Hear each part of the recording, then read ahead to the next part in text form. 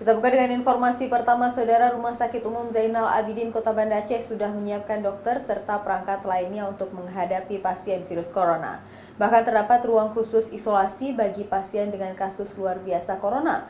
Pemantauan khusus bagi pasien yang berobat ke rumah sakit juga dilakukan untuk pendeteksian dini bila ada pasien yang terjangkit virus yang mematikan ini.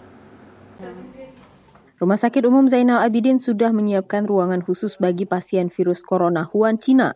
Ruangan ini juga didukung dengan peralatan yang memadai serta memenuhi standar kesehatan.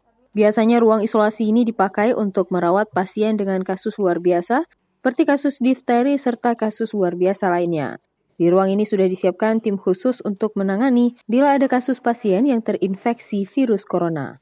Tim dokter dan para medis sudah disiagakan di ruang khusus ini untuk melakukan tindakan cepat bila adanya pasien virus corona. Persiapan ini dilakukan untuk antisipasi penyebaran virus yang mematikan itu.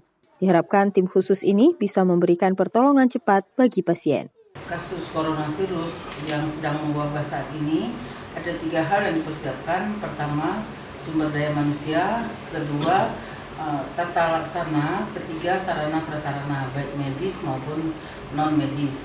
Untuk sumber daya manusia, kita sudah membentuk tim yang lengkap seperti apa dulu yang sudah pernah disiapkan pada saat wabah flu burung.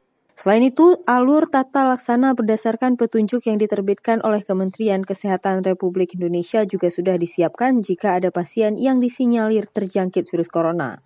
Rumah Sakit Zainal Abidin juga melakukan koordinasi dengan pihak bandara serta Forum Komunikasi Daerah Aceh untuk menindaklanjuti ketika ada pasien yang terjangkit. Davi Abdullah, Kompas TV, Banda Aceh.